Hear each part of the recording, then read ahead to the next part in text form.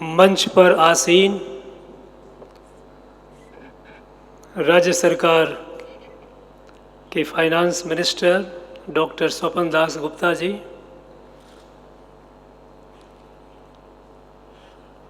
Department of information and cultural affairs and tourism के minister Shrimati Purnima Chakraborty ji, अन्य अधिकारीगण, यहाँ उपस्थित मेरे भाइयों बहनों और हमारे युवा साथियों, आज पूरा देश, पूरा भारत बड़ी गंभीरता के साथ एक गहरी चिंता और चिंतन के साथ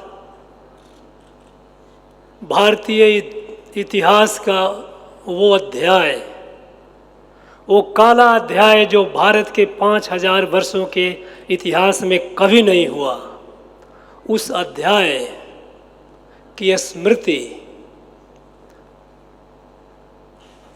मना रहा है और उस पर चिंतन भी कर रहा है।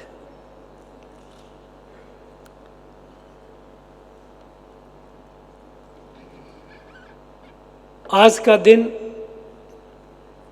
वो हुआ जो भारतीय इतिहास के हजारों वर्षों में भारत लगभग 1000 वर्ष तक गुलाम रहा।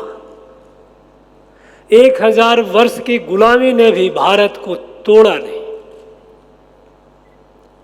लेकिन 14 अगस्त 1947 को वो हुआ और देश खंडित हुआ। हमने हजारों वर्ष पुराने अपने उपनिषदों में, पुराणों में पढ़ा है भारत की चर्चा। भारत क्या है, भारत कितना विशाल है। उत्तरम यत् समुद्रस्य हिमाद्रश्यैव दक्षिणम वर्षम तद भारतम नाम भारती तत्र संतति। हिमालय से लेकर समुद्र तक का विस्तार भारत है। लेकिन 14 अगस्त 1947 को वो इतिहास बदल गया और भारत खंडित हो गया।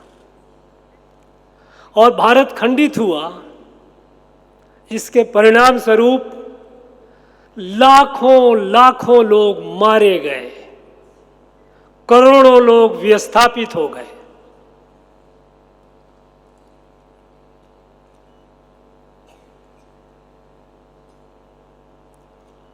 और इस काली अध्याय को दुर्भाग्यवश आज़ादी के बाद की सरकारों ने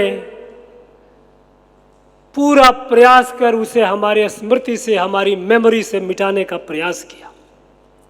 आज की पीढ़ी को यह पता नहीं, और मैं तो संस्कृति मंत्रालय का इस वीडियो से भी मुझे पीड़ा होती है कि उसमें जो चुभन थी वो चुभन इसमें दिखती नहीं है।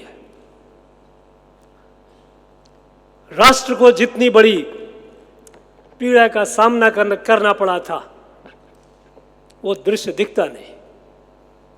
ऐसा लगता है जैसे वो तो एक इतिहास की घड़ी थी और हम भूल गए और हम सब खुशियां मनाने लगे।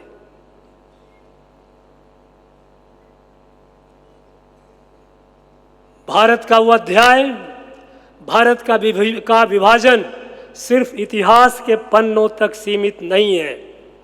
वो एक सिर्फ ऐसा घाव नहीं है, ऐसा जख्म नहीं है जो भर गया है और जिसके स्कार, जिसके चिन्ह मात्र बचे हुए हैं। वो अभी भी वो एक ब्लीडिंग सोर है जिससे खून बह रहा है, लहू बह रहा है। आज भी वो जख्म जिंदा है। और सबसे ज्यादा जख्म अगर किसी ने झेला है, किसी ने उस पीड़ा को बर्दाश्त किया है, तो वो है बंगाल के लोग और विशेषकर बंगाल के हिंदू समाज। और वो सिर्फ पार्टीशन के दिन नहीं हुआ था। ऐसा लगता है कि पार्टीशन के दिन हुआ और कुछ लोग लाख कुछ इधर उधर आ गए।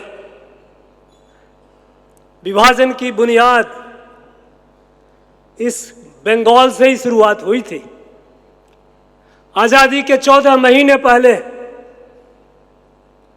आजादी के 14 महीने पहले 16 अगस्त 1946 को जब यहाँ का प्रीमियर हुसैन सुहरावर्दी के नेतृत्व में उसके गुंडों ने जो यहाँ कलकत्ता में नरसंहार किया था, 10,000 से अधिक हिंदू मारे गए थे, कत्लेआम कर दिए गए थे। 4 दिनों तक 16, 17, 18, 19 4 दिनों तक वो नरसंहार होता रहा और हम उसे ऐसा लगता है जैसे कुछ हुआ ही नहीं। पुलिस देखती रही और गुंडों ने निरीह लोगों को का कत्लेआम करते रहे। बाद में नोआखाली हुआ, यह चलता रहा, सिलसिला चलता रहा। 14 अगस्त 1947 को यह बंद नहीं हुआ, आज भी चल रहा है। 1950 के जब मार्च और अप्रैल के महीने में जब पाकिस्तान में, ईस्ट पाकिस्तान में दंगे शुरू हुए हिंदुओं के विरुद्ध, हिंदू और बौद्धों के विरुद्ध, वो किस लिए हुआ था? उनकी कोई भी समस्या क्यों ना हो, उसके टारगेट वहां के हिंदू और बौद्ध ही होते हैं। क्या था 1950 में कि वहां से हजारों हजारों हिंदुओं का कत्लेआम कर दिया। खून से लथपथ ट्रेन यहां कलकत्ता पहुंचती थी।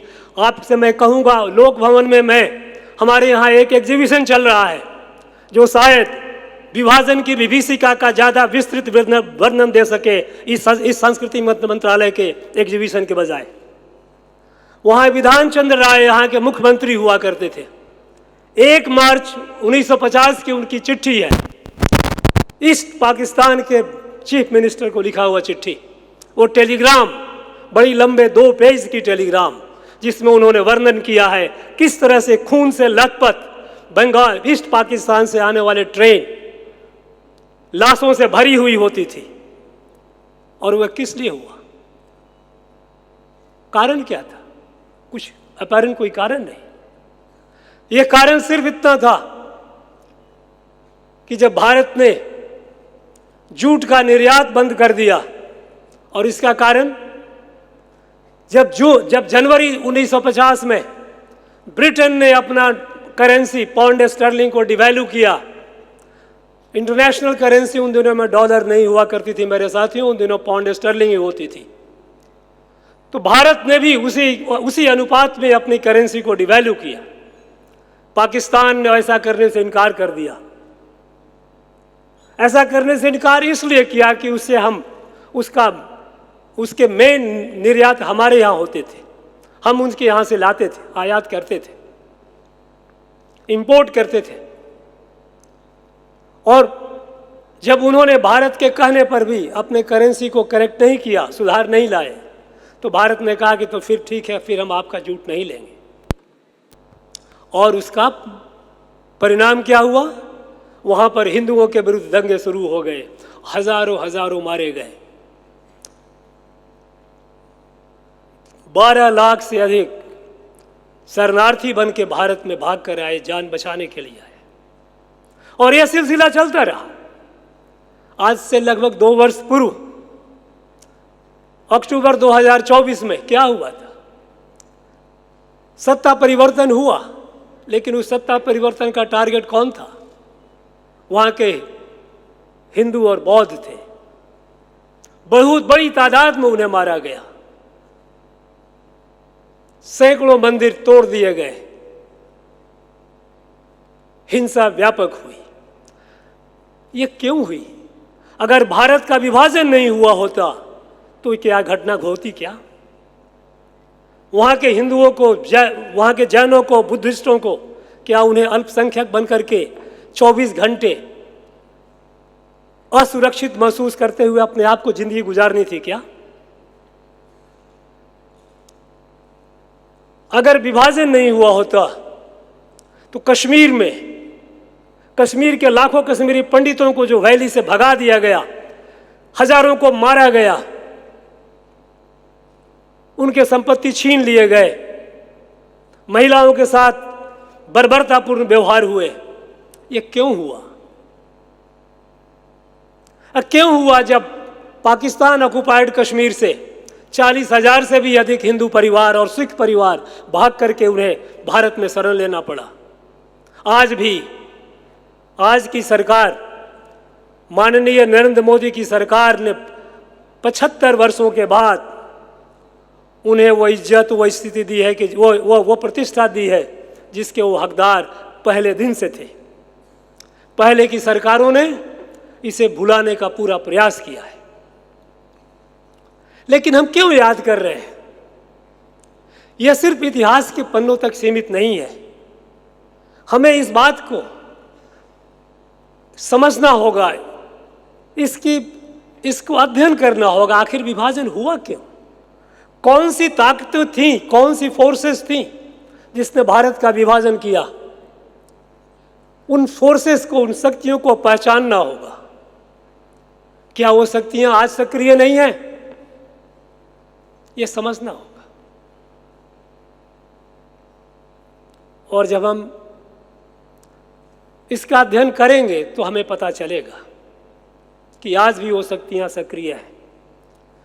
और इतिहास का व्यंग देखिए, एक आयरनी ऑफ हिस्ट्री, कि जिस बंगाल ने आज़ादी की क्रांति का बिगुल बजाया, जहाँ से वंदे मातरम की शुरुआत उद्घोष हुआ और पूरे देश आज़ादी के संग्राम में जुट गया, जिस धरती से श्री अरविंदो जैसे क्रांतिकारी पुरुष हुए, जहाँ से नेताजी सुभाष चंद्र बोस उत्पन्न हुए, जहाँ से डॉक्टर श्यामा प्रसाद मुखर्जी जैसे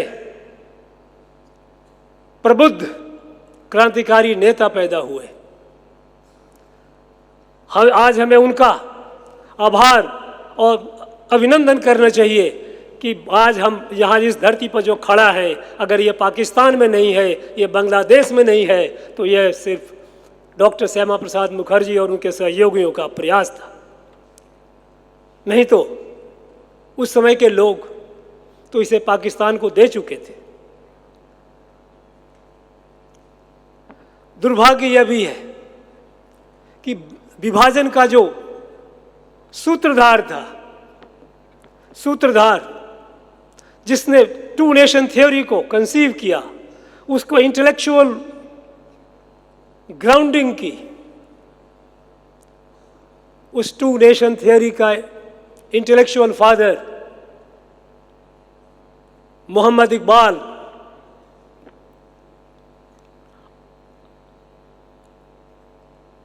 आज इस बंगाल में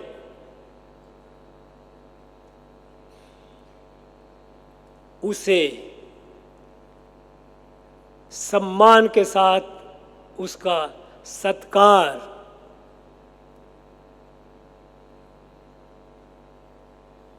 किया जाता है।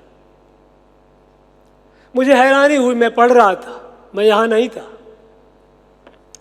कि कुछ वर्षों पहले यहाँ पर इसी शहर में जश्न इकबाल मना था, और जश्न इकबाल में उस इकबाल का, मोहम्मद इकबाल का पोता और राज्य का मुख्यमंत्री उसे स्वागत करने के लिए आए हुए थे। हमारे राज्य में विश्वविद्यालय हैं, हमने श्री बंकिम चंद्र चट्टोपाध्याय के ऊपर कोई चेयर नहीं देखी है, लेकिन इसी राज्य में मोहम्मद इकबाल का चेयर है। ये क्या हो गया? ये बंगाल की धरती को क्या हो गया?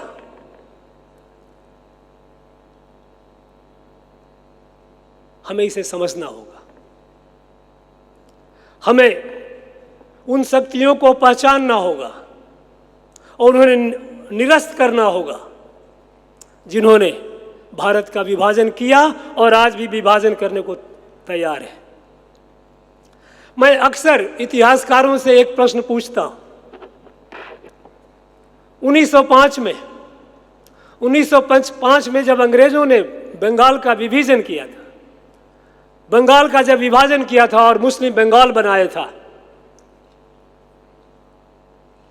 इसी धरती से चिंगारी उठी थी और पूरा भारत चाहे वो मद्रास प्रेसिडेंसी हो, जहां आज का तमिलनाडु, कर्नाटका, तेलंगाना, आंध्र, ये सारे के सारे, महाराष्ट्र, पंजाब, गुजरात, राजस्थान, हर जगह आग लग गई थी, उसका विद्रोह हुआ था।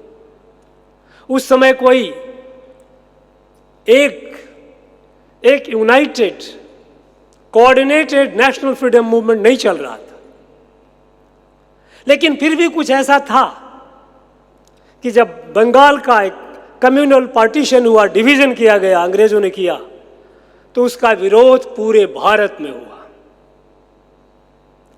स्वदेशी मूवमेंट चला। मैं तमिलनाडु में था और तमिलनाडु में मैंने देखा कि उस बंगाल के विभाजन का कितना रोष था, कितना आक्रोश था लोगों के मन में, और किस तरह से वहां पर स्वदेशी मूवमेंट ने ऐसा कुछ तहलका मचा दिया कि अंग्रेजी सरकार को झुकना पड़ा और 1911 में उसे निरस्त करना पड़ा, पार्टीशन को खत्म करना पड़ा। एक राज्य का पार्टीशन और पूरा देश उसके विरोध में खड़ा हो गया। क्या हो गया? जो 40 वर्षों के बाद पूरा देश को खंडित कर दिया, लाखों लोग मारे गए, करोड़ों लोग विस्थापित हो गए, और पूरा देश चुपचाप देखता रहा।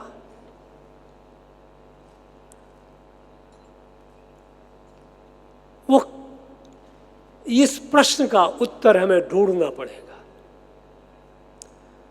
जो राष्ट्रीय चेतना शक्ति उस समय थी जब हमारा स्वाधीनता आंदोलन एक यूनाइटेड नहीं था, कोऑर्डिनेटेड नहीं था, लेकिन फिर भी भारत के लोगों में वो राष्ट्रीय चेतना शक्ति थी कि भारत के किसी भी अंग में कहीं कोई गलत होता है, उसको खंडित किया जाता है संप्रदाय और धर्म के आधार पर, तो पूरा देश में क्रांति हो जाती है। और वही जब पूरा देश ही खंडित हो जाता है, तो हमारी राष्ट्रीय चेतना शक्ति इतनी कमजोर क्यों हो गई थी? इतने वीक हम क्यों हो गए थे?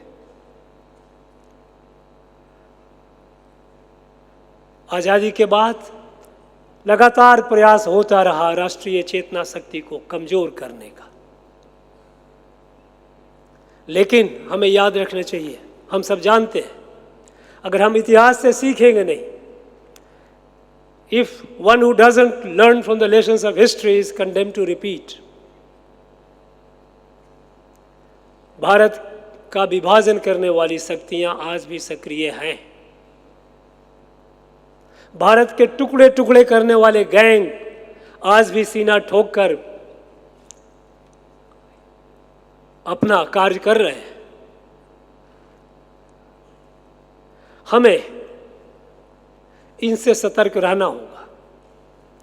पार्टीशन का जो विभाजन की विभीषिका है, पार्टीशन के जो ऑर्डर है, पार्टीशन के जो कारण है और पार्टीशन का जो दुष्परिणाम है, उसका अध्ययन करना होगा। उस पर हमें अनुसंधान और शोध भी करने पड़ेंगे। और मैं आग्रह करूंगा अपने युवा साथियों से, खास करके जो विश्वविद्यालय के विद्यार्थी हैं,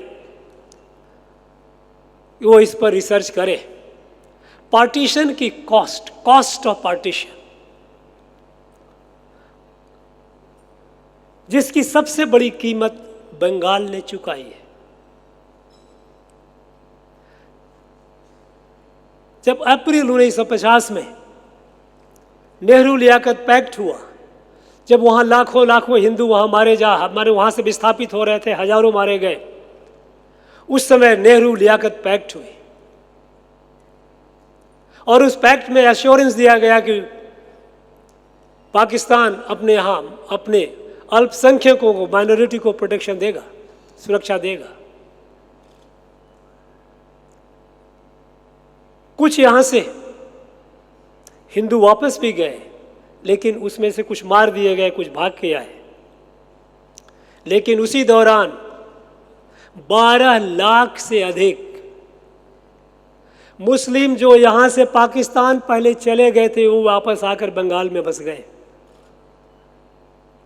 यह नेहरू लियाकत पैक्ट ने हमें क्या दिया, हमने क्या खोया, इसके ऊपर भी शोध की आवश्यकता है, रिसर्च की आवश्यकता है। इतिहास के इन पन्नों में हमें सच्चाई तो ढूंढनी ही पड़ेगी, हमें भारत के शत्रु को पहचानना ही पड़ेगा, क्योंकि जिस राष्ट्र में शत्रु बोध नहीं हो वो राष्ट्र सुरक्षित नहीं हो सकता। आज जो शक्तियां भारत को तोड़ने के लिए सक्रिय हैं, दिन रात प्रयास कर रही हैं, जब दिल्ली के किसी चौक पर खड़ा होकर कोई कहता है कि भारत अगर माता है तो भारत का पिता कौन है, इस तरह की बेहूदी हरकतें करने वाले, ओछी हरकतें करने वाले लोग अभी भी ताल ठोक करके, सीना ठोक करके हमारे सामने खड़े होते हैं, तो हमारे लिए चिंता का विषय बन जाता है। जब देश में भ्रांतियां फैलाई जाती हैं, देश ने कितना विकास किया पिछले 12 वर्षों में, वो हुआ जो इसके पहले के 7 दशकों में, 70 वर्षों में नहीं हुआ। हम गरीबी हटाओ का नारा देते रहे, हमारा देश गरीब होता चला गया। अंग्रेजों के शोषण करने के बावजूद भी आज़ादी के समय हमारा देश विश्व का छठी अर्थव्यवस्था थी। अंग्रेजी हुकूमत के पहले भारत विश्व की सबसे बड़ी अर्थव्यवस्था हुआ करती थी। शोषण के बावजूद भी, 200 वर्षों के शोषण के बावजूद भी हम 6 नंबर पर थे, और 2014-15 आते आते हम 11वीं पर गिर गए, गरीब से गरीब होते चले गए।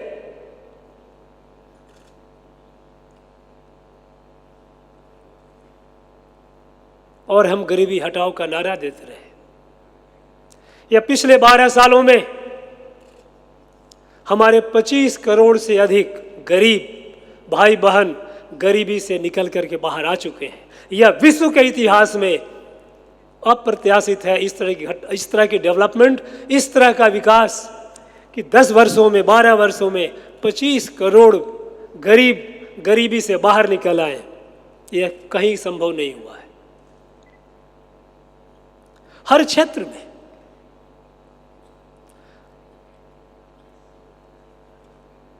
साइंस एंड टेक्नोलॉजी में, स्टार्टअप में हम कहाँ थे? 2014-15 पूरे इतना बड़ा विश्व, इतना बड़ा भारत, मुश्किल से 400-450 स्टार्टअप हुआ करते थे। आज हमारे यहाँ 2 लाख से ज़्यादा स्टार्टअप है। आज हर घर में बिजली है, हर घर में पीने का पानी मिल रहा है, और हर व्यक्ति स्वास्थ्य के प्रति आश्वस्त है। ये हमारे जो हेल्थ स्कीम्स हैं, सेंट्रल गवर्नमेंट की दुर्भाग्यवश बंगाल की सरकार ने उसे अपने यहाँ लागू नहीं होने दिया, लेकिन अब की सरकार ने इसकी शुरुआत कर दी है। तो इतने सारे विकास, इतने सारे अप्रत्याशित विकास, और उसके बाद जब लोग ये कहते हैं कि भारत के बारे में ओछी बातें करते हैं, क्या था पहले? जब आतंकवादी हमला करते थे, मुंबई याद कीजिए, 2008 के 26 नवंबर को जब मुंबई पर चंद पाकिस्तानी आतंकवादी आकर हमला किए, 60 घंटे तक उन्होंने पूरे देश को शर्मसार कर दिया।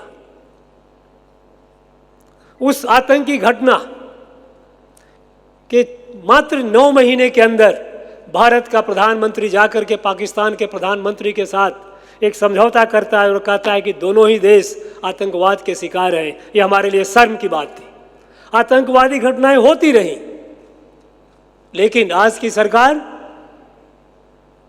जिसे शक्तिबोध और शत्रुबोध दोनों है, जब पुलवामा होता है तो बालाकोट करती है सर्जिकल स्ट्राइक, और जब वो पहलगांव करते हैं तो हमने ऑपरेशन सिंदूर किया। आज उन्हें भाग भाग करके संधि करनी पड़ रही है अपनी सुरक्षा के लिए पाकिस्तान को। इतनी सब उपलब्धियों के बावजूद भी जब हमारे और युवाओं के लिए अनेकों अनेक अवसर, इसके बावजूद भी इस तरह की भ्रांति फैलाना कि भारत में कुछ नहीं है, एक निराशा का वातावरण पैदा करना, यह देश की राष्ट्रीय चेतना शक्ति को छीन करने का प्रयास है। हमें इसके प्रति सजग रहना पड़ेगा। और जो इस पार्टीशन हॉरर रिमेम्बरेंस डे है, विभाजन विभीषिका दिवस के स्मृति को हम मना रहे हैं, इसकी गहराई को, इसको सार को समझना होगा और इसके लिए हमें प्रयास करते रहना पड़ेगा और इसके लिए हम शोध करेंगे।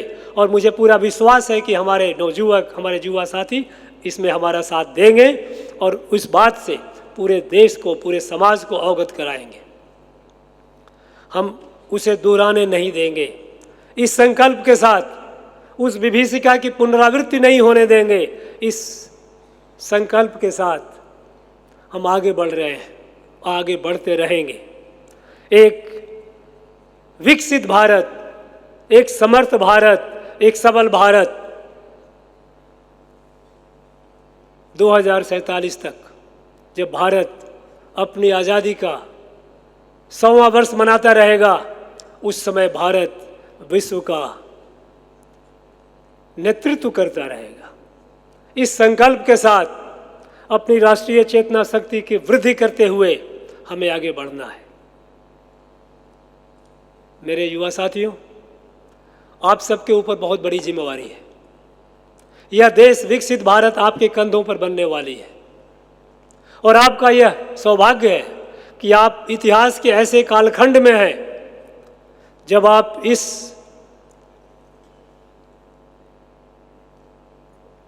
परिवर्तन का, इस क्रांतिकारी परिवर्तन के साक्षी भी हैं, इसके विटनेस भी हैं और इसके भागीदार भी हैं, इसमें पार्टिसिपेंट भी हैं, क्योंकि ये विकास आप कर रहे हैं और आप करेंगे।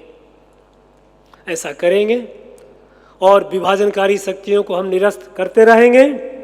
इस आशा के साथ हम सब एक साथ, जिस माता की हम सब संतान हैं, भारत माता की संतान, उस भारत माता का एक बार हम जय घोष करेंगे। भारत माता की, भारत माता की, भारत माता की, वंदे मातरम।